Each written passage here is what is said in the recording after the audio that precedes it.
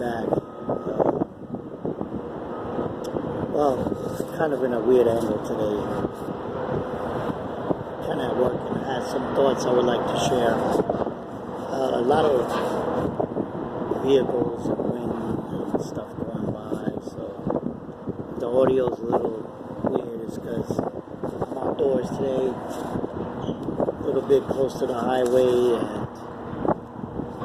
and it's a beautiful day out.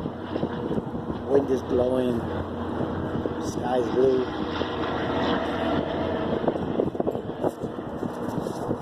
Good stuff, good stuff. Just thought I had to share some thoughts on the evolution or the de-evolution of society. And it's happened kind of rapidly. I would say that right after 9/11, we had this cleansing period where we all kind of had something to rally behind, some kind of cause that united us as a people, like the United States, as one. We were anti-terrorists, we were very American, a lot of flags, very pro-patriot. And then we ushered in this era of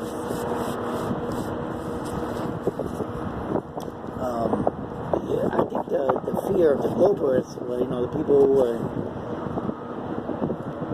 trying to transform America to a more third world country, so that we weren't this superpower, this dominant force in the world, got together and said, man, we need to form a think tank or some kind of shift in society. Let's start first with the education. We'll make people dumber, or we'll introduce things that will make them dumber. And those things were like the internet, 24-hour TV, misinformation from the news, social media accounts. And those things just kind of all in conjunction with the fact that the education department has scaled back on teaching our history, our philosophy, just our religion, everything that gave us, anchored us to some kind of moral compass. We all felt like we had something in common being in this country. Would it be our patriotism, our religion, just our respect for our history, our military, our culture in general. But they started slowly taking that. Now, when we elected Obama, those things rapidly decreased exponentially, because Obama wasn't a president that loved his country. He hated the United States. His whole cabinet was filled with people who systematically within our country eroded religion, history, education, profitability, respect for the law. All those things went away in the 16 years between Bush and Obama. Bush was a globalist. I mean, he's part of the family. So what led up to Trump getting elected and ultimately pushing all of these people over the edge, and that's why you got today, you got people who are very unfriendly. I mean, I work in customer services, I work in hospitality, and people are very unfriendly, they're really impatient, they're super rude. You don't even know now because of masks if people are smiling or just being disingenuous, because you can't see facial expression. And as you can see, we're doling out more money for education, but we're getting less education in our colleges, our private schools, our high schools. I mean, everything is eroded. So has the culture. So has the TV, everything. So we have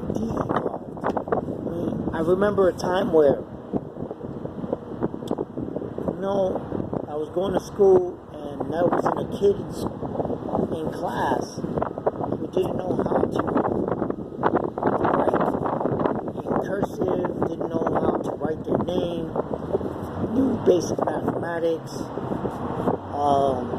can tell you, recite all the states. I mean, there was times where we were in school and half the class could recite the states and the capitals. I don't even think there's college students that can do that today. I don't think there's college students that know how many states were. I mean, Obama didn't know. He said we have 52 states. So, but anyway, that's the state of our deterioration of our moral and our evolutionary. We might have better technology. We might be living longer. The medicine might be better, but as a people, as human beings has stopped evolving and are now scaling back. I think we're becoming dumber, and we're developing less morals. We don't have empathy anymore. There's no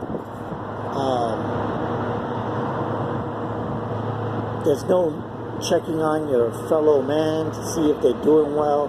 People will just walk over a dead body now. They see it and just keep it. The bubble that people like to live in has now become like a shield. They're encased in it.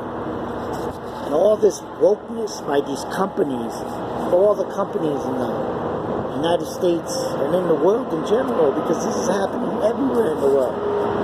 All these companies that are canceling or firing or demoting or doing all this stuff so that society accepts them, their views, so they could be one in line with views, it's not helping anybody grow. As a matter of fact, cancel culture is a cancer. It's causing us to grow divided.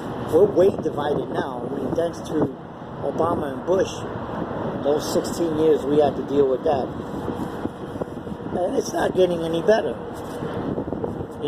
The last 4 years has divided us even greatly. And, a lot of this, acronym groups, the ACLU,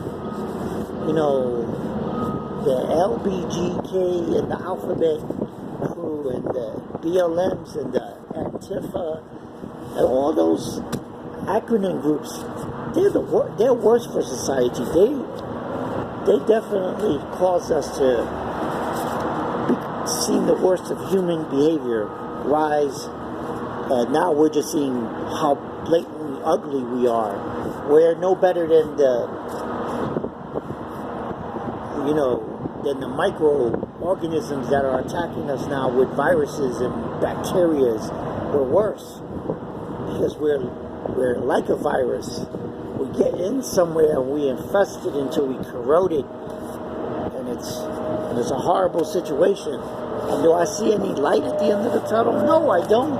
I don't think there's any hope. I think what we need is a cataclysmic event to extinguish probably the population, to decimate it to like less than a third, and maybe people will start honoring things like religion and human kindness, morality, and things like that. I don't know, but that's just my feelings now. I thought I'd just come out here and sit out here and breathe in this air and just let that be known. If you have any thoughts on this or you have any views, please share it. I'll be posting more videos as we go along. Take care.